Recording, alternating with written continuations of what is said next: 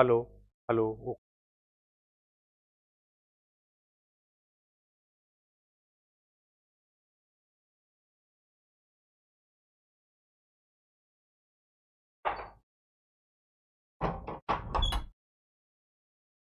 हाँ भाई, अब आवाज आ रही है ना? एक बार बताइए सभी, आवाज आ रही है ना?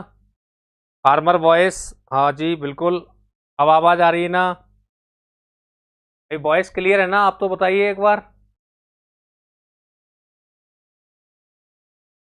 चलिए, देखिए सबसे पहले बात करते हैं, आज अब पढ़ने वाले हैं बाल विकास, चाइल्ड डेवलपमेंट। और बाल विकास को समझने के लिए, है ना, सबसे पहले हमें थोड़ा सा इसके इतिहास के बारे में, हाँ बिल्कुल अब आ रही है, बहुत बढ़िया। ठीक है ना? तो सबसे पहले हमें इसके थोड़ा सा इतिहास को देखना है। देखो, ये जो हमारा बाल विकास है, ठीक है ना, तो सबसे पहले तो आपको ये समझना है कि बाल विकास का जो अर्थात अव्यय है, ठीक है ना, तो बाल विकास का मतलब क्या होता है? बाल विकास का संदर्भ होता है बालक के मन और व्यवहार से।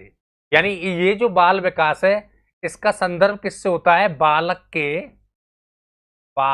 के मन और व्यवहार से, ठीक है ना? बाल विकास का जो संबंध है वो बालक के मन और व्यवहार से है। ये चीज आपको विशेष रूप में ध्यान रखनी है। चाइल्ड डेवलपमेंट, चाइल्ड यानी बालक, और डेवलपमेंट यानी विकास।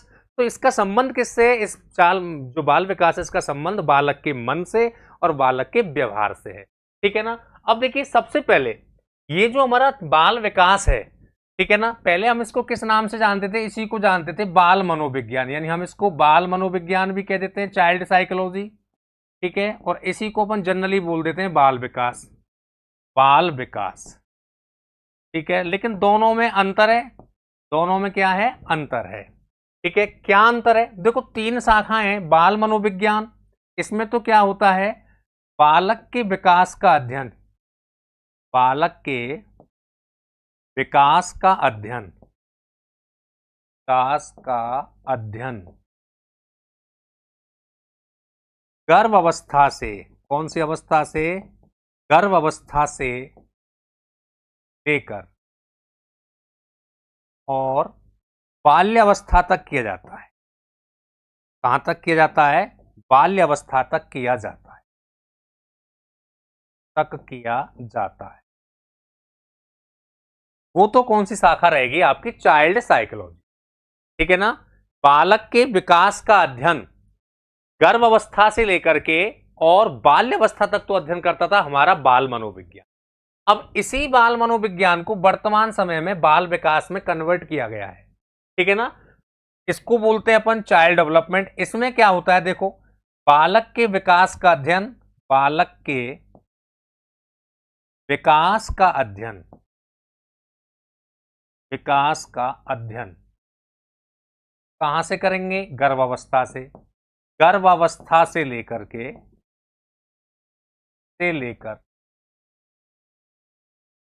ठीक है, और कहां तक किया जाता है? आपके किशोरावस्था तक, किशोरावस्था, जिसको परिपक्व अवस्था भी बोलते हैं, मैच्योरिटी, परिपक्व अवस्था तक किया जाता है। वो कौन सी शाखा है? हमारा बाल विकास है, हमारा चाइल्ड डेवलपमेंट। ठीक है ना? देखो, ये जो हमारा बाल मनोविज्ञान है, इसको बाल विकास में बदलने का जो सबसे महत्वपूर्ण योगदान है कि किसके प्रयासों से हमारा चाइल्ड साइकोलॉजी, चाइल्ड डेवलपमेंट में बदला गया है। तो याद रखना, ये श्रीमती हरलॉक महोदया, हरलॉक महोदया के प्रयासों से हमारा जो ये बाल मनोविज्ञान है, ये बाल विकास में बदला है। इनका पूरा नाम है ई.बी. Hurlock, EB. हरलॉक। ठीक है ना? पूरा नाम है एलिजाबेथ विक्टोरिया हरलॉक महोदया। सबसे पहले इनके प्रयास थे, जिसके कारण हमारा चाइल्ड साइकोलॉजी वो चाइल्ड डेवलपमेंट में बदला है। वर्तमान में इसको क्या बोलते हैं? बाल विकास के नाम से जानते हैं। पहले अपन जो अध्ययन करते थे, वो अध्ययन कर रहे थे इसमें केवल बालक के विकास की अवस्थाओं का अध्ययन कर रहे थे, केवल बाल्यावस्था तक। और कहां से? मां के गर्भ से, यानी गर्भावस्था से। यानी विकास कहां से प्रारंभ हो जाता है? आपको याद रखना है, मानव विकास की पहली अवस्था कौन सी है? गर्भावस्था। मानव विकास की पहली अवस्था है गर्भ अवस्था, दूसरी है शैशव, तीसरी है बाल्य, चौथी है किशोर। अपन को बाल विकास में केवल किशोर अवस्था तक का अध्ययन करना है। इसके बाद एडल्ट का और आपके वयस्क का, वृद्ध का हमें इससे कोई मतलब नहीं है। हमें केवल बाल विकास में गर्भावस्था, शैशव अवस्था इन्फेंसी पीरियड, बाल्यावस्था चाइल्डहुड और आपका किशोर अवस्था एडोलसेंस, हमें केवल इन्हीं स्टेजों का अध्ययन करना है। ठीक है ना। तो भैया सबसे पहले तो बाल विकास चल रहा है, इसकी थीम, इसकी पृष्ठभूमि क्या रही है कि बालक के विकास का अध्ययन गर्भावस्था से लेकर के बाल्यावस्था तक तो करता था बाल मनोविज्ञान, यानी सीमित था। बाल्यावस्था यानी कहने का मतलब 12 वर्ष तक की एज, मां के गर्भ से लेकर के 12 वर्ष की अवस्था तक जो अध्ययन हो रहा है वो तो बाल मनोविज्ञान में हो रहा था। अब इसको थोड़ा दायरा इसका बढ़ाया गया, इसमें बालक के विकास का अध्ययन गर्भावस्था से लेकर के टीन एज किशोर अवस्था तक किया जाता है, वो क्या है, बाल विकास। और यहीं पर हम बात करें एक और शाखा की, तो वो तीसरी शाखा है जिसको अपन किस नाम से जानते हैं दोस्तों, उसको जानते हैं विकासात्मक मनोविज्ञान।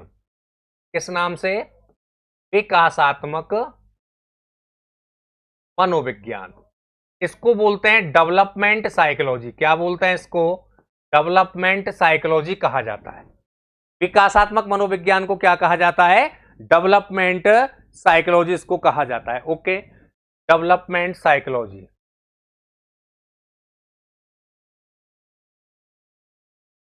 ठीक है। इसके जनक मैंने आपको बता दिया था, जनक कौन है, जीन प्याजे इसके जनक माने जाते हैं। विकासात्मक मनोविज्ञान का पिता किसको बोलते हैं, स्विस मनोवैज्ञानिक जीन प्याजे।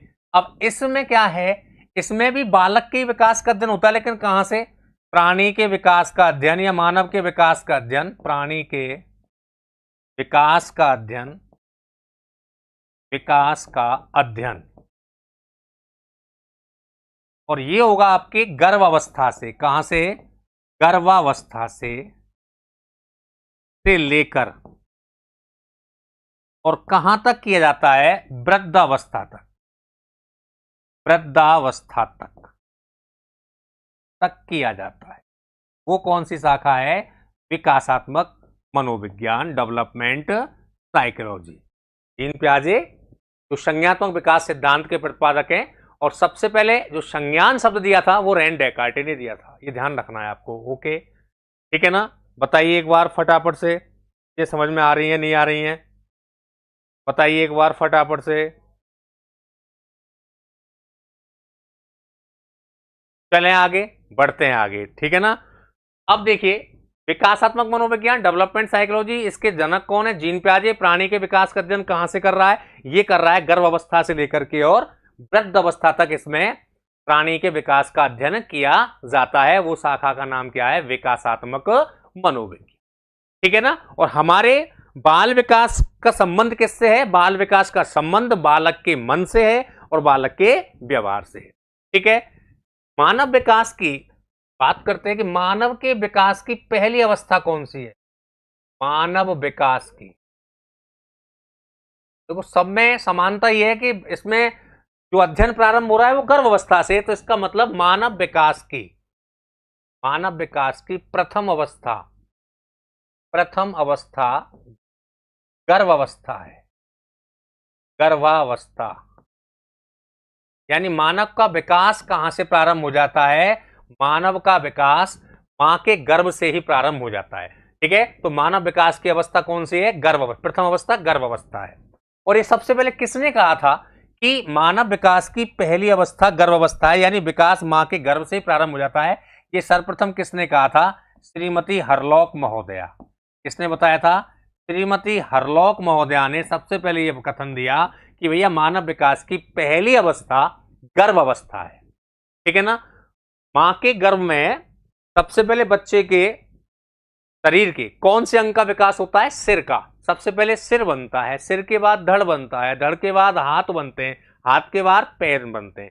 यानी जो विकास का क्रम रहता है मां के गर्भ में, ठीक है, जो वो बायोटिक डेवलपमेंट प्राप्त कर रहा है, सबसे पहले मां के गर्भ में बच्चे का क्या बनेगा, बच्चे का बनेगा सिर। ठीक है ना। ये क्रम है, पेपर में पूछा जाता है। सिर के बाद में बनता है उसका धड़, उसके बाद बनते हैं उसके हाथ और लास्ट में बनते हैं उसके पैर। यानी ये क्रम रहता है मानव के शारीरिक विकास का मां के गर्भ में। सबसे पहले सिर का विकास होता है, सिर के बाद ये धड़ बनता है, फिर हाथ बनते हैं, लास्ट में पैर बनते हैं। इस विकास के क्रम को इंग्लिश में बोलते हैं सेफेलोकोडल थ्योरी। क्या बोलते हैं इसको? सेफेलोकोडल थ्योरी इसको कहा जाता है। और इसको हिंदी में एक नाम देते हैं मस्तकान बोधमुखी प्रक्रिया। क्या है ये? मस्तकान बोधमुखी प्रक्रिया, यानी मस्तक से नीचे की ओर चलने वाली प्रक्रिया। तो सिर, धड़, हाथ, पैर, ये क्रम रहेगा। वो थ्योरी कौन सी है? सेफेलोकोडल। ठीक है ना? दो ही विकास होते हैं, एक तो केंद्र से परिधि की तरफ और एक सिर से पैर की तरफ। जो सिर से पैर की तरफ होता है उसको अपन बोलते हैं सेफेलोकोडल थ्योरी, यानी मस्तकान बोधमुखी प्रक्रिया। और जो केंद्र से परिधि की तरफ होता है उसको बोलते हैं प्रॉक्सिमा डिस्टल थ्योरी। किस नाम से जाना जाता है दोस्तों? प्रॉक्सिमा डिस्टल थ्योरी के नाम से जाना जाता है। ठीक है, इनके बारे में चर्चा करेंगे। अभी तो हम केवल मानव विकास, जो बाल विकास है, उसके थोड़ा सा ऐतिहासिक, क्योंकि वहां से भी प्रश्न पेपर में पूछे जाते हैं। ठीक है ना? तो मानव विकास की प्रथम अवस्था कौन सी है? गर्भावस्था। सबसे पहले किसने बताया था? श्रीमती हरलॉक महोदया ने यह बताया था कि मानव का विकास गर्भावस्था से प्रारंभ हो जाता है। मां के गर्भ में सबसे पहले शरीर का कौन सा अंग बनता है? सिर बनता है, सिर के बाद धड़ बनता है, धड़ के बाद हाथ और हाथ के बाद पैर। इस प्रक्रिया को क्या बोलते हैं? सेफेलोकोडल थ्योरी। इसी को कहते हैं मस्तकान बोधमुखी प्रक्रिया। ओके, अब बात करते हैं आगे की, यहां से आगे की कहानी कि सर्वप्रथम बाल विकास का अध्ययन। ठीक है ना? अब प्रश्न बनेगा कि सर्वप्रथम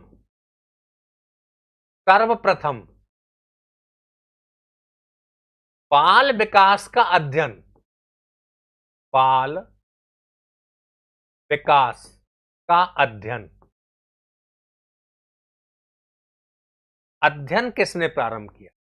सर्वप्रथम बाल विकास का अध्ययन किसने प्रारंभ किया था?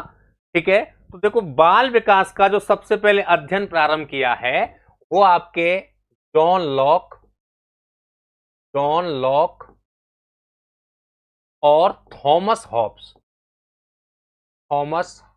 हॉब्स के द्वारा बाल विकास का सबसे पहले अध्ययन प्रारंभ किया गया था। यानी सर्वप्रथम बाल विकास का अध्ययन किसने प्रारंभ किया?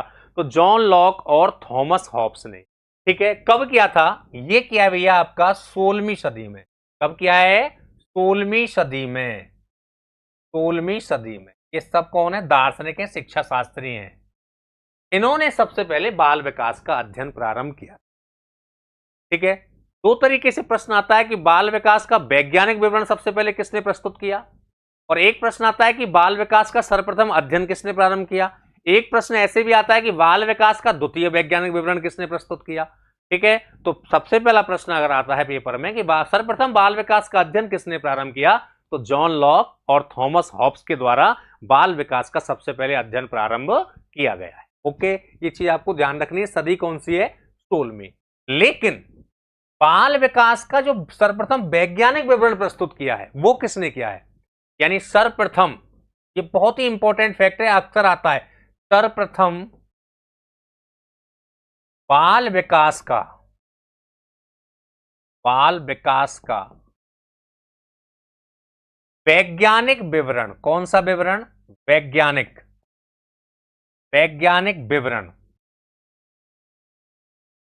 विवरण पेस्टालॉजी महोदय ने। किसने? पेस्टालॉजी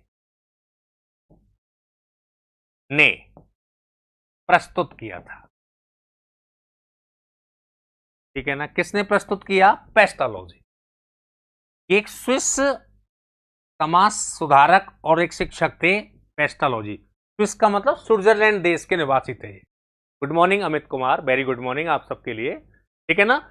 इनका पूरा नाम है जोहन हेनरिक पेस्टालॉजी। अगर इसके पूरे नाम की बात करूं तो इनका पूरा नाम बताऊंगा आपको, जोहन हेनरिक पेस्टालॉजी, ये इनका पूरा नाम है, जोहन हेनरिक पेस्टालॉजी। और ये कहां के हैं? ये स्विस यानी स्विट्जरलैंड के हैं। ठीक है, कौन थे?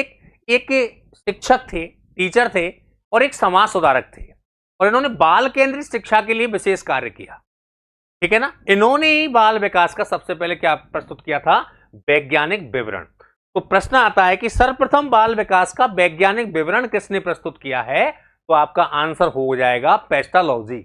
और अगर पेपर में आता है कि सर्वप्रथम बाल विकास का अध्ययन किसने प्रारंभ किया, सबसे पहले अध्ययन, तो अध्ययन तो प्रारंभ किया था 16वीं सदी में हमारे किसने, हमारे जॉन लॉक और थॉमस हॉब्स के द्वारा। किसके द्वारा, जॉन लॉक और थॉमस हॉब्स के द्वारा ये सबसे पहले अध्ययन प्रारंभ किया गया था। ओके ना, ठीक है।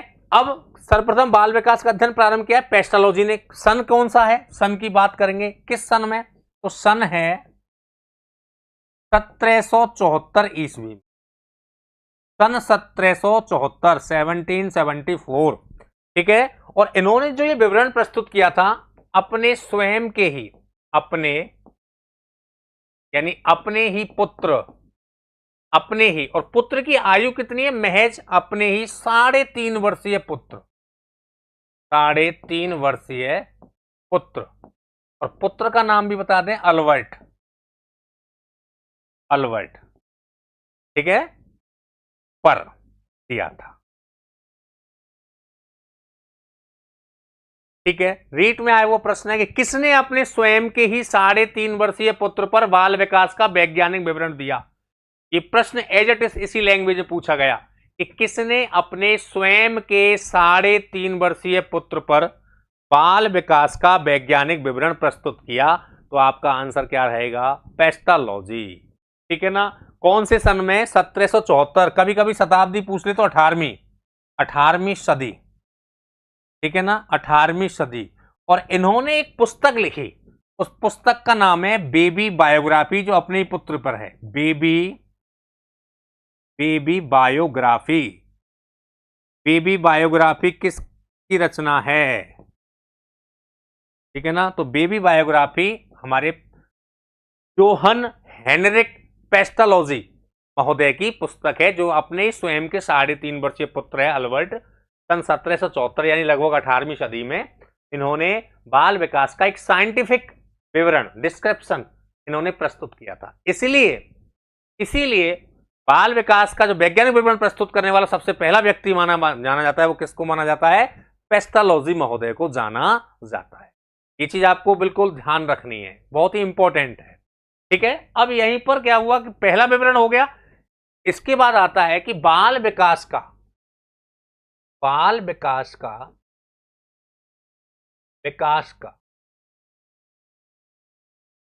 द्वितीय वैज्ञानिक विवरण। कौन सा, द्वितीय वैज्ञानिक विवरण,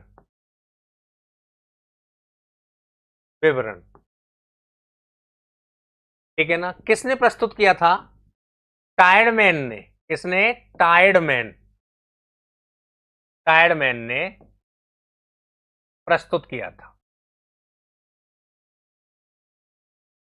किसने प्रस्तुत किया है, टायर्डमैन साहब, ठीक है ना। टायर्डमैन जो है ये आपके कौन है, टायर्डमैन जर्मनी के एक चिकित्सक हैं। कौन है, जर्मनी का एक चिकित्सक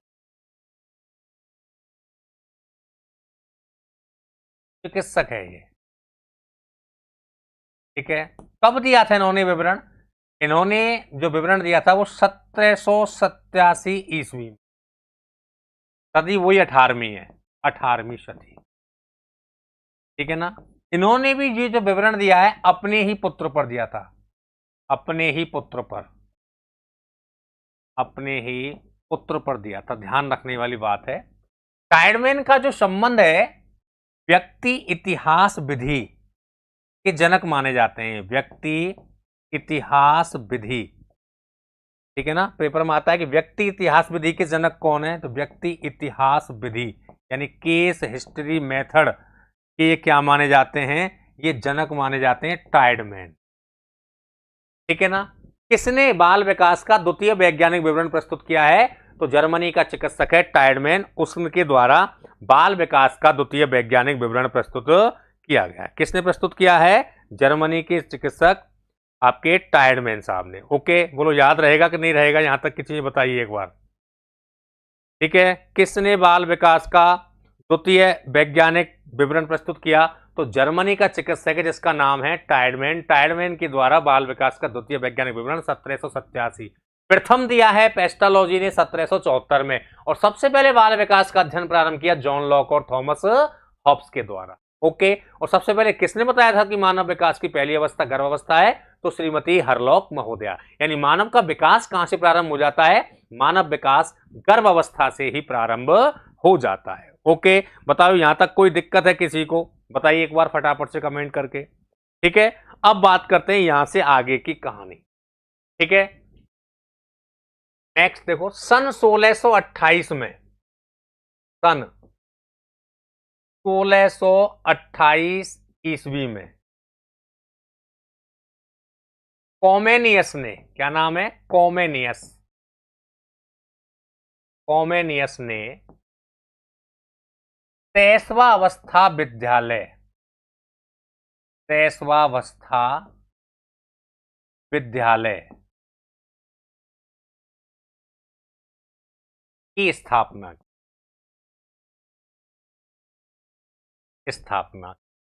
ये इंपॉर्टेंट है, पेपर में मोस्टली पूछा जाता है। 23वां अवस्था विद्यालय, इसको बोलते हैं इन्फेंसी स्कूल। क्या बोलते हैं इसको इंग्लिश में? ऐसे भी पूछ लेता है इन्फेंसी स्कूल, या इसको बोल देगा 23वां अवस्था विद्यालय, इन्फेंसी स्कूल। तो इन्फेंसी स्कूल के संस्थापक कौन है? सबसे पहले 23वां अवस्था विद्यालय की स्थापना किसने की? कॉमेनियस ने। किसने की है? कॉमेनियस। ये जो कॉमेनियस है ये कौन है? ये इटली का दार्शनिक है। इटली का कौन है? ये इटली का दार्शनिक है। वैसे ये दार्शनिक, इसने सबसे पहले 23वां अवस्था विद्यालय की स्थापना की थी। और ये जो विद्यालय खोला गया था ये केवल धनिक वर्ग के बच्चों के लिए, केवल धनिक वर्ग के बच्चों की प्राथमिक शिक्षा हेतु, बच्चों की प्राथमिक शिक्षा हेतु खोला गया था।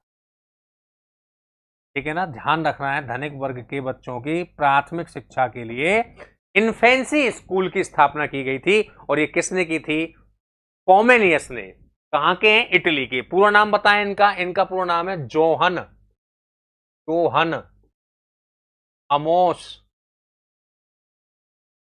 अमोस, और तीसरा नाम जड़ जाएगा कॉमेनियस। ठीक है, जैसे इनका क्या, जैसे उनका क्या नाम था पेस्टालॉजी का? Johann Heinrich Pestalozzi. और इनका नाम क्या है? इनका नाम है जोहन अमोस कॉमेनियस। कहां का है? इटालियन है, इटली का है, दार्शनिक है। ठीक है ना, सोनिया गांधी जी जहां के वहां का है। ठीक है ना, बिल्कुल, राजीव गांधी की ससुराल का है। ओके, स्कूल का नाम क्या है? Infancy school. और ठीक है, कब स्थापना हुई थी? 1628 में। ये पेपर में आता है कि इन्फेंसी स्कूल की स्थापना किसने की? डायरेक्ट प्रश्न आता है, तो कॉमेनियस ने। कब की थी? 1628। सदी कौन सी हो जाएगी? 17वीं। ठीक है ना, अब इन्हीं कॉमेनियस ने बाल विकास की पहली सचित्र पुस्तक, ठीक है ना, बाल विकास की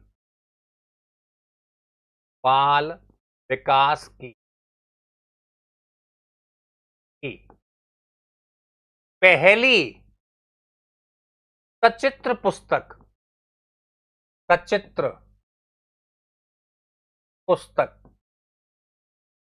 ठीक है, कौन सी है? तो बाल विकास की पहली सचित्र पुस्तक है ऑर्बिक विक्टियस।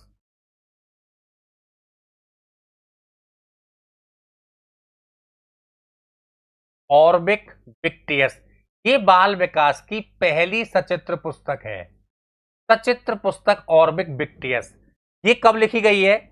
इसके बारे में सन है, देखो इसकी सन अगर आपसे पूछ ले तो हमारे यहां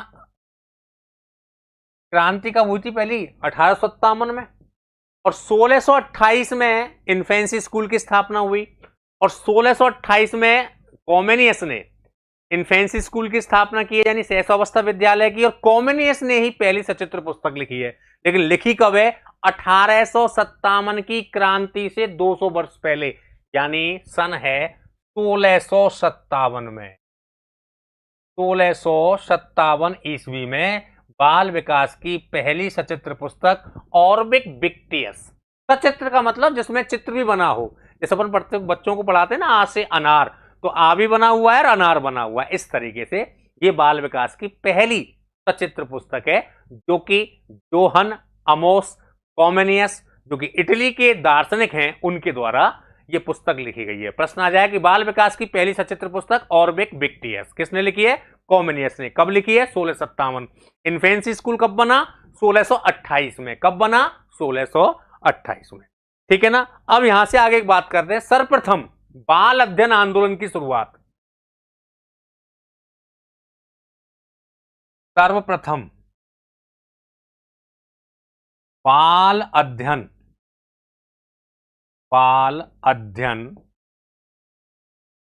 आंदोलन की शुरुआत, बाल अध्ययन आंदोलन की शुरुआत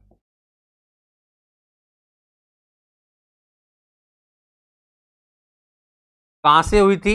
अमेरिका से। कहां से? अमेरिका से हुई। अमेरिका से हुई। ठीक है ना। सबसे पहले बाल अध्ययन आंदोलन कहां से प्रारंभ हुए थे? अमेरिका। सन है 1893। कौन से सन में? 1893। और सदी पूछो कहेगा तो कौन सी हो जाएगी? 19वीं सदी। ठीक है ना।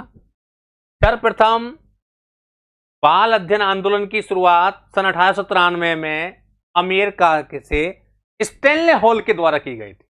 ठीक है ना। शुरुआत किसने की थी? किसने की थी? Stanley hall. Stanley hall. Hall. ठीक है। ये अमेरिका के मनोवैज्ञानिक हैं। सर्वप्रथम बाल अध्ययन आंदोलन की शुरुआत कौन से देश से मानी जाती है? अमेरिका से। कौन से सन में? 1893। सदी कौन सी हो गई? 19वीं। किसने प्रारंभ किया था? Stanley hall. इसीलिए क्योंकि स्टैनले हॉल ने की थी, इसलिए बाल अध्ययन आंदोलन का जनक, बाल अध्ययन आंदोलन का जनक, आंदोलन का जनक किसको माना जाता है? बाल अध्ययन आंदोलन का जो जनक है वो स्टैनले हॉल को माना जाता है। किसको माना जाता है? Stanley hall. कौन है? Stanley hall. अमेरिकन मनोवैज्ञानिक है। ठीक है ना। बाल अध्ययन आंदोलन का जनक किसको माना जाता है? स्टैनले हॉल साहब को माना जाता है। ठीक है। ये चीज आपको बिल्कुल बढ़िया तरीके से याद रखनी है। बाल अध्ययन आंदोलन का जनक किसको माना जाता है? स्टैनले हॉल साहब को माना जाता है। कौन से सन में? 1893। ठीक है। और ये जो स्टैनले हॉल हैं, इन्होंने सबसे पहले बाल विकास के संदर्भ में, ठीक है ना, स्टैनले हॉल ने ही सबसे पहले बाल विकास के संदर्भ में प्रश्नावली विधि का प्रयोग किया। ठीक है ना। यानी ये भी पूछा जाता है बाल विकास के संदर्भ में, बाल विकास के संदर्भ में सबसे पहले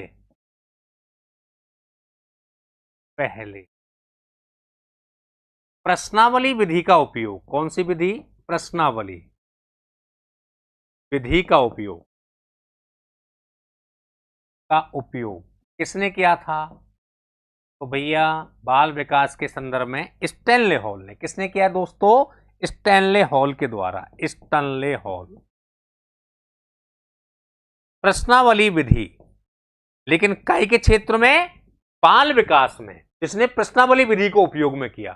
वैसे प्रश्नावली विधि का जो दर्शन दिया है सबसे पहले वो सुकरात ने दिया था, जो कि दार्शनिक हैं ग्रीक के। ठीक है ना। इसलिए प्रश्नावली विधि का जो जनक माना जाता है वो सुकरात को माना जाता है। याद रखना प्रश्नावली, नोट डाल के ध्यान रखना इस चीज का, आपको नोट लिख लेना कि प्रश्नावली विधि का दर्शन, प्रश्नावली विधि का सबसे पहले दर्शन किसने दिया था? तो भैया हमारे सुकरात ने। किसने दिया था? सुकरात ने। प्रश्नावली विधि का सबसे पहले प्रयोग किसने किया? सुकरात ने। इसलिए प्रश्नावली विधि को, जो क्वेश्चन नायर मेथड है, इसको सुकराती विधि भी कहते हैं। कौन सी विधि कहते हैं?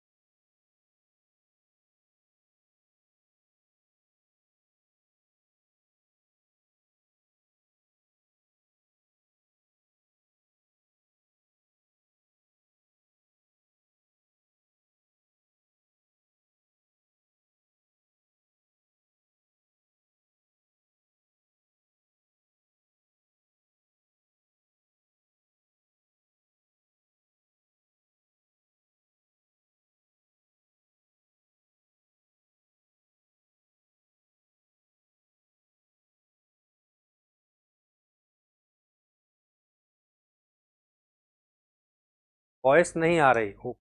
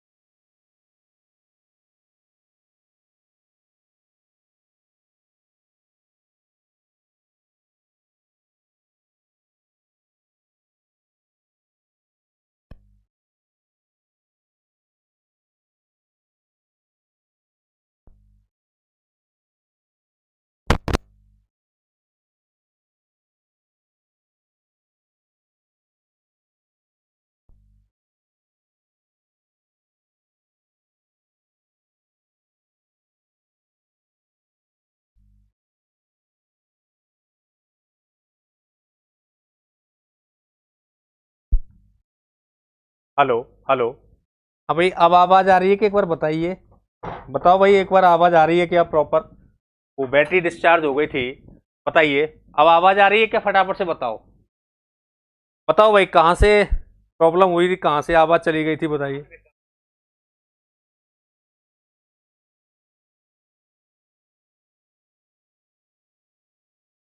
बताइए भाई। अब तो आ गई ना आवाज? एक बार कमेंट कर दो भाई फटाफट से। अब तो आवाज आ रही है ना प्रॉपर? आ रही है क्या आवाज?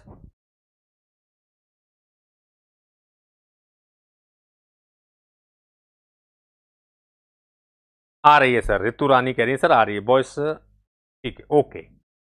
और समझ में आ रहा है कि नहीं आ रहा है, एक बार यही बता दो। ठीक है ना? तो देखो, शिक्षा के क्षेत्र में प्रश्नावली का संप्रत्य किसने दिया है? आर एस वुडवर्थ ने। ये भी बता दो भाई, एक बार समझ में आ रहा है कि नहीं आ रहा है, ये भी बताओ एक बार। कोई दिक्कत तो नहीं आ रही है कहीं से, कोई प्रॉब्लम समझने में? तो मुझे आप बता सकते हैं, मैं आपके कमेंट का वेट कर रहा हूं। ठीक है ना? तो शिक्षा के क्षेत्र में प्रश्नावली का उपयोग किसने किया था? आपके स्टैनले हॉल ने। क्लियर है? अब देखिए, सबसे पहले, ठीक है ना, ये जो स्टैनले हॉल हैं, इन्होंने किशोर अवस्था के बारे में सबसे अधिक व्यापक और विस्तृत वर्णन दिया था। ठीक है ना? तो देखो, किशोर अवस्था के बारे में, किशोरावस्था, और इसको बोलते हैं एडोलसेंस।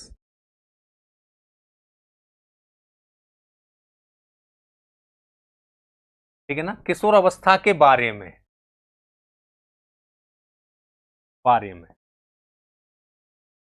विस्तृत और व्यापक वर्णन किसने दिया था? Stanley hall. विस्तृत और व्यापक वर्णन, जो वर्णन प्रस्तुत किया है वो भी किसने दिया है? Stanley hall. स्टैनले हॉल के द्वारा। ठीक है, किसने प्रस्तुत किया था? Stanley hall. ठीक है।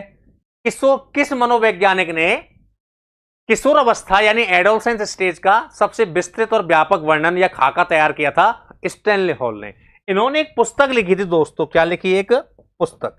इन्होंने एक पुस्तक लिखी, और उस पुस्तक का नाम है एडोलसेंस। इनकी बुक का नाम भी है ADOLESCENC। एडोलसेंस पुस्तक किसकी है? ये स्टैनले हॉल की। और कब लिखी है? सन 1904 ईस्वी में। आपसे पेपर में आ जाता है, इंपॉर्टेंट है। एडोलसेंस पुस्तक किसकी है? एडोलसेंस का मतलब किशोर अवस्था। और एडोलसेंस जो शब्द है वो लैटिन भाषा के एडोल्स केयर से बना है, और उसका मतलब होता है परिपक्वता की तरफ बढ़ना, यानी मूव टू मैच्योरिटी। क्लियर है? तो एडोलसेंस पुस्तक के रचनाकार कौन है? Stanley hall. किस मनोवैज्ञानिक ने किशोर अवस्था का सबसे विस्तृत और व्यापक वर्णन प्रस्तुत किया है? Stanley hall. इसलिए स्टैनले हॉल को किशोर मनोविज्ञान का जनक माना जाता है। इसका? किशोर मनोविज्ञान का जनक, फादर ऑफ एडोलसेंस साइकोलॉजी, इनको ही कहा जाता है किशोर मनोविज्ञान का जनक। किशोर मनोविज्ञान का जनक किसको कहा जाता है? स्टैनले हॉल को। ठीक है ना, याद रहेगा, स्टैनले हॉल है। क्यों कहा जाता है? सबसे अधिक वर्णन प्रस्तुत किया है हमारे स्टैनले हॉल ने, इसीलिए इनको फादर ऑफ एडोलसेंस साइकोलॉजी माना जाता है। इन्होंने किशोर अवस्था के संदर्भ में एक बड़ा ही अच्छा कथन दिया है, बड़ा ही खतरनाक। इनका एक कथन भी बहुत इंपॉर्टेंट है, मोस्टली आता रहता है कि किशोरावस्था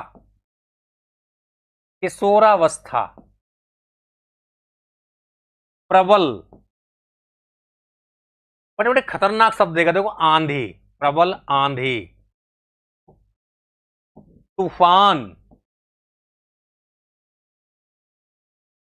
दबाव, स्ट्रेस, झंझावात की अवस्था है।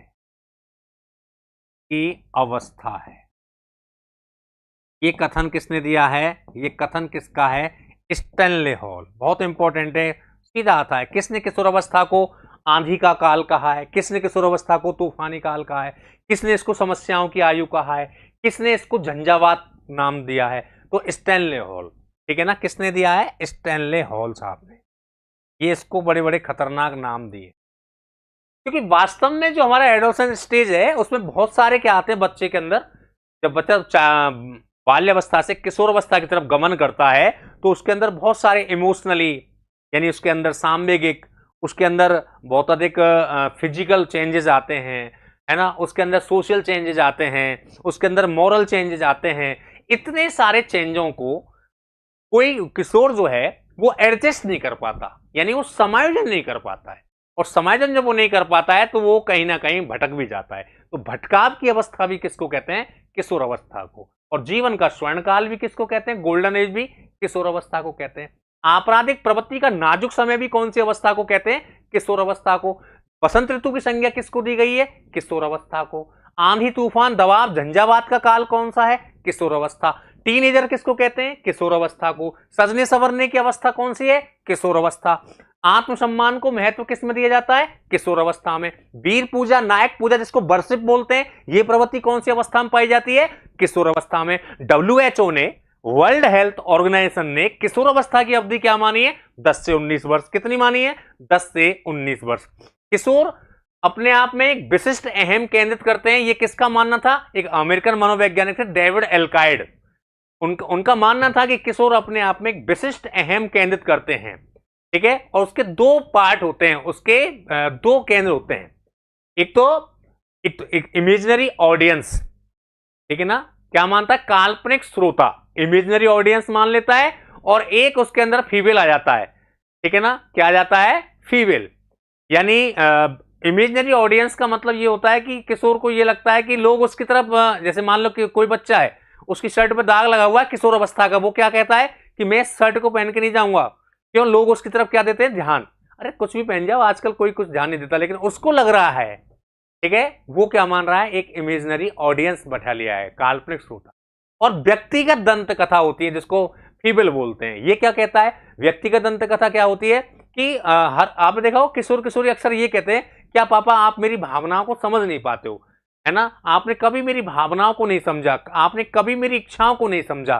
तो ये उनका एक इंडिविजुअल फीमेल है, यानी व्यक्तिगत दंत कथा है, यानी वो अपने आप को विशिष्ट दिखाने का प्रयास करते हैं। और जो ये बहुत आगे जाके जब अवस्थाएं पढ़ेंगे मजा आने वाला है आपको क्लास में, ठीक है ना। तो किशोर अवस्था प्रबल आंधी, तूफान, दबाव, झंझावात की अवस्था किसने कहा है? स्टैनले हॉल के द्वारा ये कथन दिया गया है, ठीक है ना। इन्होंने एक किशोर अवस्था के बारे में एक सिद्धांत दिया, कौन सा? अकस्मात विकास सिद्धांत, अकस्मात विकास का सिद्धांत। ये भी पेपर में पूछा था कि अकस्मात विकास सिद्धांत, किशोर अवस्था के अकस्मात विकास सिद्धांत के प्रतिपादक कौन है? किशोर अवस्था के अकस्मात विकास सिद्धांत के प्रतिपादक कौन है? तो अकस्मात विकास सिद्धांत, सडन डेवलपमेंट थ्योरी, ठीक है। ये भी किसने दिया है? Stanley hall. हम स्टैनले हॉल का अध्ययन कर रहे हैं ना, स्टैनले हॉल, क्योंकि बहुत ही इंपॉर्टेंट है हॉल साहब, ठीक है। एडोलसेंस पुस्तक मोस्टली पेपर में पूछी जाती है 1904 में, जब पावलव को ज्ञान का सर्वश्रेष्ठ पुरस्कार मिल रहा था ना, नोबल। 1904 में किसको दिया गया था ज्ञान का पुरस्कार? नोबल पावलव को, आईपी पावलव, इवान पेस्ट्रोविच पावलव को। उसी समय 1904 में स्टैनले हॉल साहब ने किशोर अवस्था का विस्तृत और व्यापक वर्णन प्रस्तुत कर दिया था एडोलसेंस पुस्तक में। इसीलिए किशोर मनोविज्ञान का फादर, जनक किसको कहते हैं? Stanley hall. बाल अध्ययन आंदोलन की शुरुआत किसने की है? Stanley hall. सन 1893 अमेरिका से। कहां से? अमेरिका से। शताब्दी कौन सी हो जाती है? 19। बाल विकास के संदर्भ में प्रश्नावली विधि का उपयोग कौन कर रहा है? स्टैनले हॉल, ठीक है ना। लेकिन बाल प्रश्नावली का जो संप्रत्य है, जो सबसे पहले दर्शन दिया, जो इसके जन्मदाता है, वो कौन है? सुकरात। इसलिए इसको सुकराती विधि भी कहते हैं। शिक्षा के क्षेत्र में प्रश्नावली विधि का उपयोग किसने किया है? हमारे आर.एस. वुडवर्थ ने, ठीक है ना। ये चीज ध्यान रखनी है। किशोर अवस्था, प्रबल आंधी तूफान दबाव झंझावात की अवस्था किसने कहा? स्टैनले हॉल साहब का कथन है। ओके, अब अकस्मात विकास सिद्धांत क्या कहता है? इनका मानना था कि किशोरों में जो भी परिवर्तन होते हैं, किशोरों में एडोलसेंस में जो भी चेंजेस आते हैं, जो भी परिवर्तन होते हैं, वो एकदम से होते हैं। अब बताइए ऐसा क्या संभव है क्या कि बाल्यावस्था के बाद बच्चा आएगा 12 तक? जो देखो सामान्यतः 280 दिन में बच्चे का जन्म होता है। एक बच्चे का जन्म कितने दिन में हो जाता है? सामान्यतः 280 दिन, 9 महीने 10 दिन, ठीक है। अब यूं तो कहने को तो 7 माह से भी हो जाते हैं, 8 माह से, यानी कम से कम जो गर्भावस्था की अवधि है वो 180 दिन, मैक्सिमम हो सकती है 330। लेकिन सामान्यतः जो अध्ययन कर किया है साइकोलॉजिस्टों ने, वो 280 दिन में एक बच्चे का जन्म हो जाता है। तो पेपर में भी आता है कि सामान्यतः एक बच्चे का जन्म कितने दिन में हो जाता है। तो बिल्कुल एक फिक्स क्राइटेरिया है, एक फिक्स आंकड़ा है 280 दिन, 280। ये आपको ध्यान रखना है, ठीक है। फिर इसके बाद जन्म से लेकर के 6 वर्ष तक की जो अवस्था है उसको अपन इन्फेंसी पीरियड मानते हैं, शैशवावस्था। 6 से 12 वर्ष की अवधि को अपन मानते हैं चाइल्डहुड यानी बाल्यावस्था। और 12 के बाद आती है 13, जिसको 13, 14, 15, 16, 17, 18, 19, इसलिए इसको टीनेजर कहते हैं। ये है आपकी किशोरावस्था। तो 12 वर्ष तक बाल्यावस्था है। और यह सिद्धांत क्या कह रहा है कि अकस्मात विकास सिद्धांत क्या कहता है कि किशोरों में जो भी परिवर्तन होते हैं वो एकदम से हो जाते हैं, ठीक है। अब भाई ऐसे कैसे संभव है? किसी बच्चे के रात को दाढ़ी नहीं थी और अगले दिन 13वें वर्ष में लगा तो रात रात में दाढ़ी आ जाएगी क्या? नहीं, ठीक है ना। जैसे बहुत सारे परिवर्तन आते हैं, आवाज भारी होने लगती है ना। लड़कों में मासिक धर्म, महिलाओं में मासिक धर्म, है ना, और रजोवृत्ति वगैरह ये प्रारंभ हो जाते हैं। लड़कियों का शरीर बलिष्ठ हो जाता है, लड़कियों की आवाज और कोमल हो जाती है, ठीक है ना। और मांसपेशियां भरने लगती है। बहुत सारे फिजिकल आपके फिजिकल भी चेंज आते हैं, इमोशनल भी चेंज आते हैं। तो वह एकदम से नहीं आते, ठीक है। लेकिन इनका क्या मानना था कि किशोर अवस्था में जो भी परिवर्तन होते हैं वो एकदम से होते हैं। इसलिए उन्होंने एक सिद्धांत दे दिया, अकस्मात विकास सिद्धांत। अब इस विकास सिद्धांत का खंडन आगे मैं पढ़ाऊंगा। एक आए क्रमिक विकास सिद्धांत। किशोर अवस्था के विकास के 2 ही सिद्धांत हैं। एक तो अकस्मात विकास सिद्धांत, इसके जनक तो कौन है, प्रतिपादक तो कौन है? Stanley hall. और दूसरा है क्रमिक विकास सिद्धांत, इसके हैं थॉर्नडाइक, वुडवर्थ और आपके किंग महोदय, ठीक है ना। तो जो क्रमिक विकासवादी सिद्धांतवादी थे वो क्या कहते हैं? वो ये कहते हैं कि भैया किशोरों में जो भी परिवर्तन होते हैं ना वो एकदम से नहीं होते, ठीक है।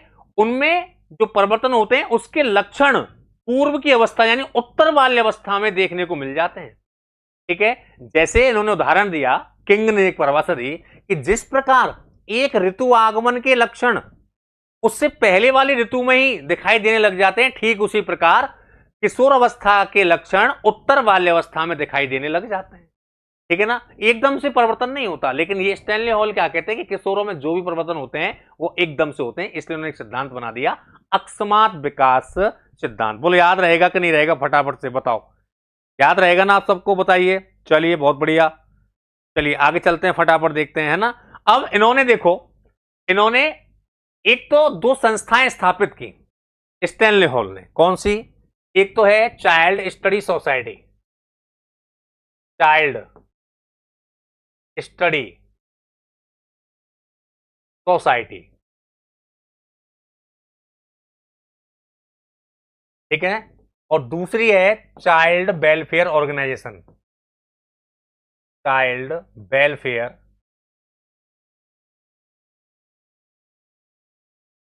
ऑर्गेनाइजेशन नामक 2 संस्थाएं किसने स्थापित की हैं? ये भी स्टैनले हॉल के द्वारा, ठीक है ना। चाइल्ड स्टडी सोसाइटी, बाल अध्ययन समाज, और चाइल्ड वेलफेयर ऑर्गेनाइजेशन। चाइल्ड यानी बाल, वेलफेयर माने कल्याण, ऑर्गेनाइजेशन माने संगठन या बाल कल्याण समिति। ये जो प्रत्येक जिले में होती है ना बाल कल्याण समिति वगैरह, वो सब स्टैनले हॉल की देन है, ठीक है। तो चाइल्ड स्टडी सोसाइटी और चाइल्ड वेलफेयर ऑर्गेनाइजेशन नामक दो संस्थाओं की स्थापना किसने की है? स्टैनले हॉल के द्वारा की गई दोस्तों। किसके द्वारा की गई है? स्टैनले हॉल, ठीक है ना। इन्होंने बाल विकास की प्रथम जो पत्रिका है, बाल विकास की प्रथम पत्रिका, बाल विकास की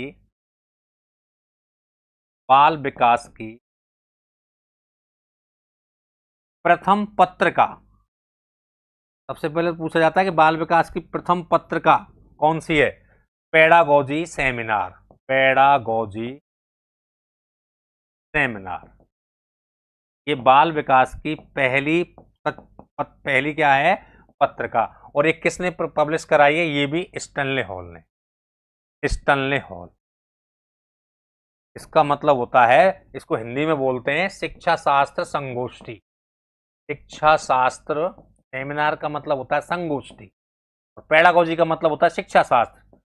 तो शिक्षा शास्त्र संगोष्ठी बोलते हैं। क्या बोलते हैं? संगोष्ठी, ठीक है, हिंदी नाम है। और इंग्लिश में बोलते हैं पेडागोजी सेमिनार। तो बाल विकास की, ठीक है ना, पत्रिका, प्रथम पत्रिका का नाम क्या हो जाएगा? Pedagogy seminar. और बाल विकास की पहली सचित्र पुस्तक कौन सी हो जाएगी? ऑर्बिक विक्टियस, ठीक है। अब आगे बात करते हैं प्रथम बाल सुधार गृह की स्थापना। ये भी पेपर में बहुत पूछा जाता है। प्रथम बाल सुधार गृह की स्थापना, प्रथम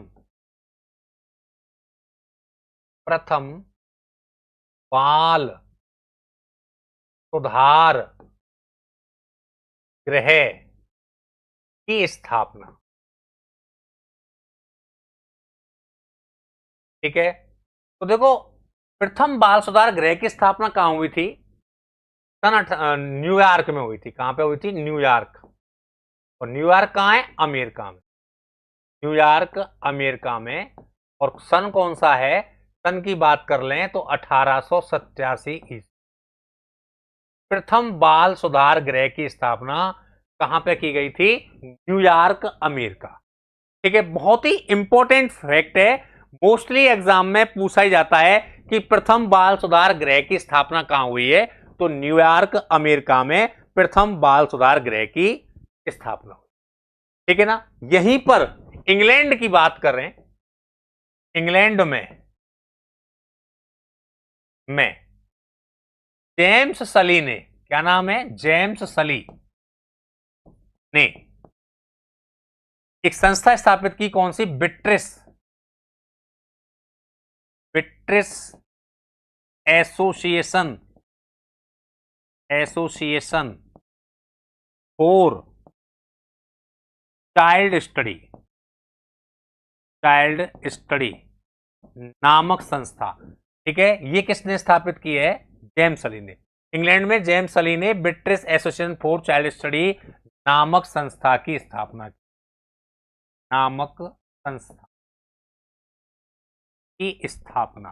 पूछा जाएगा Beatrice association for child study नामक संस्था के संस्थापक कौन है?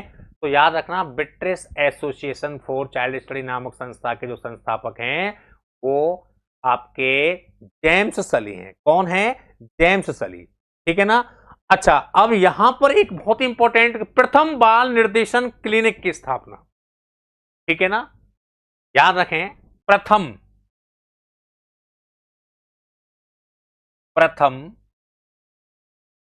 अरे यार, प्रथम बाल निर्देशन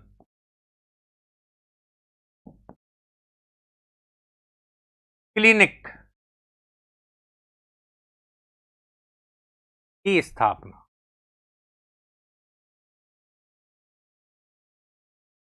ठीक है ना, बहुत ही इंपॉर्टेंट है। प्रथम बाल निर्देशन क्लिनिक की स्थापना कहां पे की गई थी? देखो, सबसे पहले बात करें कहां पे की गई थी? शिकागो,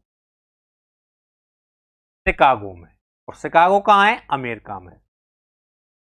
प्रथम बाल निर्देशन क्लिनिक की स्थापना शिकागो में, और किसने की थी? विलियम हिली ने। और सन कौन सा है? 1909। ठीक है ना, याद रखना, शिकागो अमेरिका में। सन कौन सा है? 1909 में। सन 1909 ईस्वी। और किसने की थी? विलियम हिली। बहुत ही इंपॉर्टेंट है, कई बार पूछा गया है। विलियम हिली, हिली के द्वारा। ठीक है, प्रथम बाल निर्देशन क्लिनिक की स्थापना की गई थी सन 1909 में, विलियम हिली ने। ठीक है ना, कहां पे? शिकागो में। सन कौन सा है? 1909 में।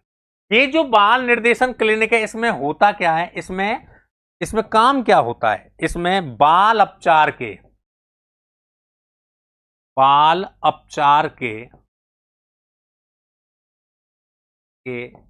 निदान का कार्य होता है। निदान का कार्य,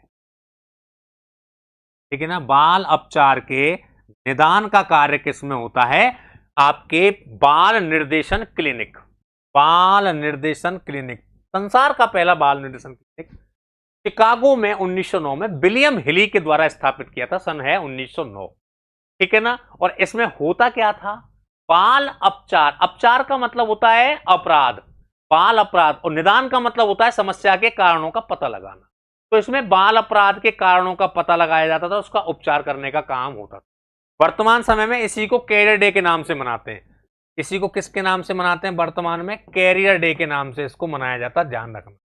वर्तमान में इसी को कैरियर डे के नाम से क्या किया जाता है? मनाया जाता है। ठीक है ना, याद रखिए कि वर्तमान में किसको कैरियर डे के नाम से मनाया जाता है? तो आपका जो ये बाल निर्देशन क्लिनिक है, इसी को।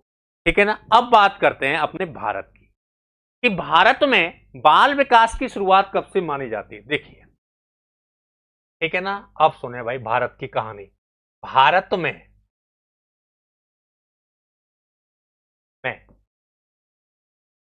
बाल विकास की शुरुआत, भारत में बाल विकास की शुरुआत ये कब से मानी जाती है? तो भारत में बाल विकास की शुरुआत इंपॉर्टेंट है, सन 1930। सन 1930। ठीक है ना, भारत में बाल विकास की शुरुआत हुई थी सन 1930। किसके प्रयास थे? प्रयास किसके थे? तो प्रयास तो किए थे गीजू भाई वेदका ने। किसने प्रयास किए थे? गीजू भाई। गीजू भाई वेदका कह लो, बधेका कह लो, एक ही बात है ना। गीजू भाई वेदका, इनके प्रयास से भारत में सन 1930 में बाल विकास की शुरुआत हुई। गीजू भाई वेदका के किससे? प्रयासों से भारत में। लेकिन बाल विकास का जो अध्यक्ष बनाया गया था भारत में, वो किसको बनाया गया था? ताराबाई मॉडक। और अध्यक्ष किसको बनाया गया था? ताराबाई मॉडक। अध्यक्ष ताराबाई मॉडक, एक समाज सुधारका, एक अध्यापिका थी ताराबाई मॉडक। इनको भारत में क्या बनाया गया था? अध्यक्ष बनाया गया था बाल विकास की शुरुआत के समय। देखो, प्रयास तो करे थे गीजू भाई ने, लेकिन अध्यक्ष किसको बनाया था? ताराबाई मॉडक। बहुत ही एक सम्मानीय महिला थी, समाज सुधारक महिला थी, है ना। इनको बाल विकास का क्या बनाया गया था? अध्यक्ष। ओके, अब ये जो गीजू भाई वेदका है ना, इनकी एक पुस्तक है दिवा स्वप्न। दिवा स्वप्न, डे ड्रीमिंग। और दिवा स्वप्न के कितने संस्करण उपलब्ध हैं? इसके 22 संस्करण हैं। 22 संस्करण यानी वॉल्यूम है इसके। ठीक है, दिवा स्वप्न किसकी पुस्तक है? दिवा स्वप्न गीजू भाई वेदका की है। दिवा स्वप्न का मतलब क्या होता है? दिन में स्वप्न देखना। ठीक है, और दिवा स्वप्न की प्रवृत्ति सबसे अधिक कौन सी अवस्था में पाई जाती है? किशोरों में, है ना। किशोर अवस्था में जो किशोर होता है, एडोलसेंस, उसके अंदर दिवा स्वप्न की प्रवृत्ति बहुत अधिक पाई जाती है। वो खुली आंखों से स्वप्न देखता है। ठीक है, दिवा स्वप्न होता क्या है कि हकीकत में जिन इच्छाओं की पूर्ति नहीं हो पाती है, जिन इच्छाओं की पूर्ति हम हकीकत में नहीं कर पाते हैं, उन इच्छाओं की पूर्ति हम कल्पनाओं के माध्यम से कर लेते हैं और अपने आप को क्षण भर के लिए संतुष्ट। ठीक है, तो दिवा स्वप्न कहते हैं उस चीज। जैसे वो गाना है ना कि पल भर के लिए कोई हमें प्यार कर ले झूठा ही सही, तो पल भर के लिए उसको क्या मिलेगा? संतुष्टि। जैसे किसी की शादी नहीं हो रही हो, अब वो कल्पनाओं में, इस समय शादियों का मौसम चल रहा है ना, शादी चल रही हैं, तो किसी की शादी नहीं हो रही है तो क्या क्या देखता है कि वो कल्पनाओं में दूल्हा बना हुआ है और उसकी चढ़ाई निकल रही है, गाना बज रहा है मेरा यार बना है दूल्हा, और किसी ने उसको झंझोड़ दिया, है ना, अरे यार कितना अच्छा स्वप्न देख रहा था, तूने सब दही गुड़ गोबर कर दिया। तो वो बड़ा खुश हो रहा था, लेकिन किसी ने जैसे ही उसको झंझोड़ा, उसको लगा कि मैं तो घर पे ही सो रहा हूँ यार, कहीं कोई मेरे जॉब में नहीं हो, कहीं मेरी बारात नहीं निकल रही। ठीक है, तो इसको बोलते हैं दिवा स्वप्न। क्लियर? मैं जब समायोजन अपन टॉपिक पढ़ेंगे तो वहां आपको दिवा स्वप्न को और अच्छे से एक्सप्लेन करेंगे। क्लियर है? तो दिवा स्वप्न पुस्तक किसकी है? गीजूभाई भेट का। इसके कितने संस्करण हैं? इसके 22 संस्करण उपलब्ध। ठीक है ना? अब ये जो है, अब यहां पे बात करें कि बाल विकास पर सर्वाधिक पुस्तकों का प्रकाशन कौन सी सदी में हुआ था? तो देखो, बाल विकास पर सर्वाधिक पुस्तकें, बाल विकास पर विकास की सर्वाधिक पुस्तकों का प्रकाशन, पुस्तकों का प्रकाशन ये 20वीं सदी में हुआ था। 20वीं सदी।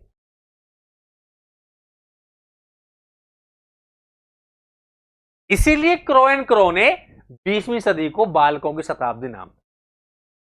ठीक है ना? इसी समय हमारी शिक्षा पूरी तरह से बाल केंद्रित हो गई, सबसे अधिक बाल विकास की पुस्तकें लिखी गई, और सर्वाधिक जो पुस्तकें लिखी हैं, ये भी सुन लें, सर्वाधिक पुस्तकें किसने लिखी बाल विकास पर? जीन पियाजे ने। जीन पियाजे ने सर्वाधिक लिखी है, और बता दें कितनी, लगभग 32 पुस्तकें हैं इनकी। 32 बाल विकास के संदर्भ में। उनमें से 3 इंपॉर्टेंट है। ठीक है ना? हम 3 के बारे में ज्यादा चर्चा करते हैं, 3 इंपॉर्टेंट है, 32 लिखी हैं, लेकिन 3 पुस्तकें बहुत ही ज्यादा क्या हैं? इंपॉर्टेंट। ठीक है ना? ये आपको ध्यान रखना है। बाल विकास के संदर्भ में, बाल विकास के संदर्भ में एक तो जो अधगम है और बुद्धि है, बाल विकास के संबंध में अधगम और बुद्धि को समझने के लिए, ठीक है ना, बाल विकास के संदर्भ में, ये जो जीन पियाजे की बात कर रहा हूं, बाल विकास के संदर्भ में, बाल विकास के संदर्भ में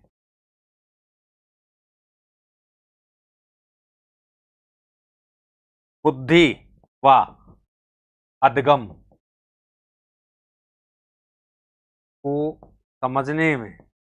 को समझने के लिए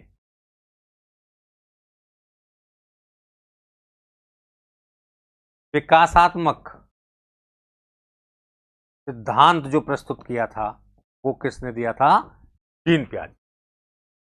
ठीक है ना? बाल विकास के संदर्भ में बुद्धि व अधगम को समझने के लिए विकासात्मक सिद्धांत का प्रतिपादन किसके द्वारा किया गया है? ये आपके जीन पियाजे के द्वारा किया गया है। ठीक है ना? याद रखना है, बाल विकास के संदर्भ में अधगम और बुद्धि को समझने के लिए संज्ञात्मक मनोविज्ञान का प्रतिपादन किसके द्वारा किया गया था? जीन पियाजे का। ठीक है? अच्छा, अब देखो आगे बात करें, एक कथन है कि बालक स्वयं एक विकासोन्मुखी पौधा है। एक कथन है बहुत इंपॉर्टेंट। ठीक है ना? बालक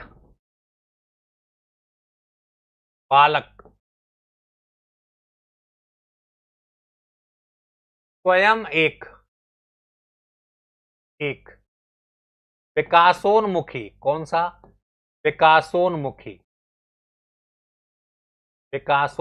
पौधा है। ये कथन किसने दिया? बालक स्वयं एक विकासोन्मुखी, यानी विकास की तरफ उन्मुख होने वाला पौधा है।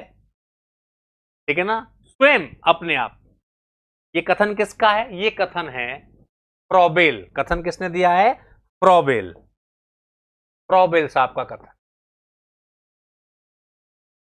फ्रॉबेल। बालक स्वयं एक विकासोन्मुखी पौधा है, यानी स्वयं ही बालक जो होता है ना, विकास की तरफ बढ़ता है आगे। शैशव, गर्भ से शैशव, शैशव से बाल्य, बाल्य से किशोर, स्वयं बढ़ रहा है। स्वयं उसके अंदर परिवर्तन आ रहे हैं। ये कथन किसका था?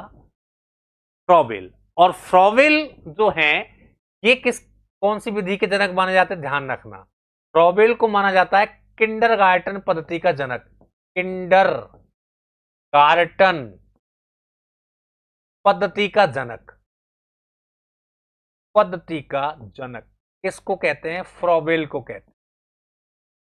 किंडरगार्टन, ठीक है ना। कई बार रीट प्री में, टीटेट में पूछा गया है किंडरगार्टन पद्धति के प्रतिपादक कौन है? फ्रॉबेल, ठीक है। फ्रॉबे चले सुनबे को रसिया, किंडरगार्टन के मन बसिया। फ्रॉबे चले सुनबे को रसिया और किंडरगार्टन के मन बसिया, तो किंडरगार्टन पद्धति का जनक कौन रहेगा? फ्रॉबेल। एक बार प्रश्न आया कि किंडरगार्टन शब्द का अर्थ क्या है, एक बार इसका अर्थ पूछा गया था। अर्थ ध्यान रखना, इसका अर्थ क्या है? इसका अर्थ होता है भैया बालोद्यान। बालोद्यान यानी बच्चों का बगीचा, या कह सकते हैं बच्चों का बगीचा, गार्डन, बच्चों का बगीचा। नर्सरी, एलकेजी, यूकेजी, है ना, यही तो होते हैं। नर्सरी पौधारोपण हो गया, एलकेजी लोअर किंडरगार्टन, यूकेजी अपर किंडरगार्टन। तो किंडरगार्टन पद्धति का जनक कौन है? फ्रॉबेल। बालक स्वयं एक विकास उन्मुखी पौधा है, किसने कहा है? फ्रॉबेल। इसलिए कहते हैं कि फ्रॉबे चले सुनबे को रसिया, किंडरगार्टन के मन बसिया।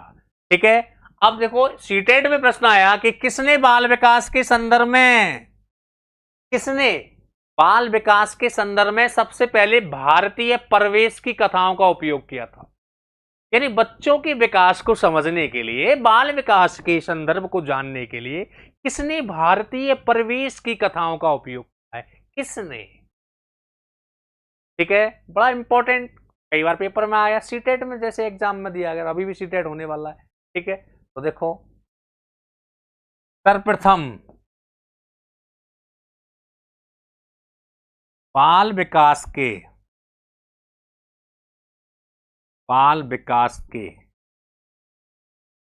परिप्रेक्ष्य में, परिप्रेक्ष्य बोले तो पर्सपेक्टिव, पर्सपेक्टिव बोले तो नजरिया, नजरिया का मतलब होता है सीन थ्रू, जिसमें हमें देखना हो, हमारा दृष्टिकोण। तो बाल विकास के परिप्रेक्ष्य में सर्वप्रथम बाल विकास के परिप्रेक्ष्य में भारतीय परिवेश की कथाओं का, परिवेश का मतलब वातावरण या भारतीय संस्कृति, भारतीय परिवेश की कथाओं का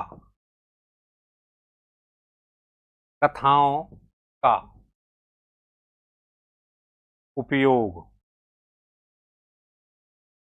ठीक है ना, किसने किया था? बताइए कमेंट करके आप में से कोई भी, एनीबॉडी एल्स, किसने बाल विकास के संदर्भ में भारतीय परिवेश की कथाओं का उपयोग किया था? किसने किया था बताओ, बता सकता है आप में से कोई भी? किसने किया था बताओ, मैं आपसे जानना चाह रहा हूं, बताइए एक बार कमेंट करके, यस या नो फटाफट कर दो भाई। यस, ऋतु रानी, अमित कुमार, फार्मर बॉयज, है ना, राधे राधे सर, प्रियांशु शर्मा, राधे राधे। बताइए किसने किया था? यानी प्रश्न ये है कि किसने सर्वप्रथम बाल विकास के परिप्रेक्ष्य में भारतीय परिवेश की कथाओं का उपयोग किसने किया था? ये सीटेट वाले एग्जाम में पूछा गया है, सीटेट जैसे एग्जाम में, सेंट्रल टीचर एलिजिबिलिटी टेस्ट में, ये पेपर में पूछा गया प्रश्न है। ठीक है, भारतीय परिवेश, देखो भारतीय परिवेश का मतलब समझ लो, जैसे अपन कहानी सुनाते हैं ना बच्चों को, भक्त प्रहलाद, जैसे अपन बच्चों को कहानी सुनाते हैं अभिमन्यु, वीर अभिमन्यु, जैसे अपन कहानी सुनाते हैं ध्रुव तारा, राजा उत्तानपाद, है ना, ध्रुव तारा, जैसे अपन कहानी सुनाते हैं सुखदेव ऋषि, सुखदेव मुनि, ऐसे ये जो कहानियां हैं जो भारतीय परिवेश की हैं, इनके संदर्भ में सबसे पहले ये कथाओं का उपयोग बच्चों के विकास के संदर्भ में, चाइल्ड डेवलपमेंट के संदर्भ में, उनके मॉरल डेवलपमेंट के संदर्भ में, उनके सोशल डेवलपमेंट के संदर्भ में किसके द्वारा किया गया है? तो याद रखना, सबसे पहले बाल विकास के परिप्रेक्ष्य में भारतीय परिवेश की कथाओं का उपयोग श्रीमती हरलॉक महोदया ने किया। किसने? श्रीमती हरलॉक ने। ध्यान रखना, नहीं पता कोई बात नहीं, अब पता चल गया आपको ऋतु रानी, अब तो पता चल गया ना। तो सबसे पहले सीटेट में आया वो प्रश्न है, सर्च कर लेना, आप पीवाई को उठा के देख लेना, ठीक है ना। एक बार प्रश्न आता है कि शिक्षा में अपव्यय और अवरोधन का संप्रत्य किसने दिया? सीटेट जैसे पेपर में आया, अपव्यय और अवरोधन हंटांग समिति के द्वारा, बताऊंगा आगे आपको, ठीक है ना। तो घबराने की आवश्यकता नहीं है। ओके, आप जुड़े हैं हमसे, बिल्कुल मन से जुड़े हैं, तो हम भी आपसे मन से ही जुड़ेंगे, पूरी मेहनत के साथ जुड़ेंगे। ओके ना, यस। तो सर्वप्रथम बाल विकास के परिप्रेक्ष्य में भारतीय परिवेश की कथाओं का उपयोग किसने किया था? श्रीमती हरलॉक महोदया ने, जैसे भक्त प्रहलाद, वीर अभिमन्यु, ध्रुव तारा, सुखदेव आदि आदि, ठीक है ना। अब देखो, भारत में बाला पर्दी क्रांति की शुरुआत, भारत में एक क्रांति हुई जिसका नाम है, भारत में बाला पर्दी क्रांति। जैसे अमेरिका में बाल अध्ययन आंदोलन है ना, ऐसे भारत में बाला पर्दी क्रांति कब हुई थी? 1978। किसके द्वारा? उदय शंकर के द्वारा। उदय शंकर, भारत में उदय शंकर ने भारत में 1978 में बाला पर्दी क्रांति की शुरुआत की है, उदय शंकर के द्वारा यह क्रांति दी गई। ओके, याद रहेगा, ठीक है ना। अब अपन बात करते हैं जो कुछ इंपॉर्टेंट बुक्स हैं जो बाल विकास के संदर्भ में पूछ ली जाती हैं, ठीक है ना, उनके बारे में अपन चर्चा करेंगे। बाल विकास की कुछ महत्वपूर्ण पुस्तकें, महत्वपूर्ण जो पुस्तकें हैं,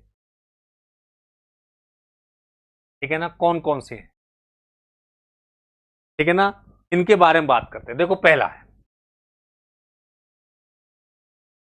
इन्फेंट चाइल्ड डेवलपमेंट।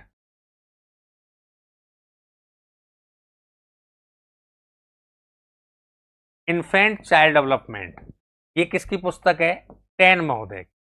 किसने लिखी है? टेन महोदय ने। इन्फेंट चाइल्ड डेवलपमेंट पुस्तक किसकी रचना है? ये टेन साहब की रचना है। किसकी रचना है भैया? ये टेन महोदय की इन्फेंट चाइल्ड डेवलपमेंट पुस्तक के लेखक कौन है? आपके टेन महोदय हैं, यानी the infant of child development कह सकते हैं, ठीक है ना। एक पुस्तक है, कौन सी? Biological sketch of infant. कौन सी? बायोलॉजिकल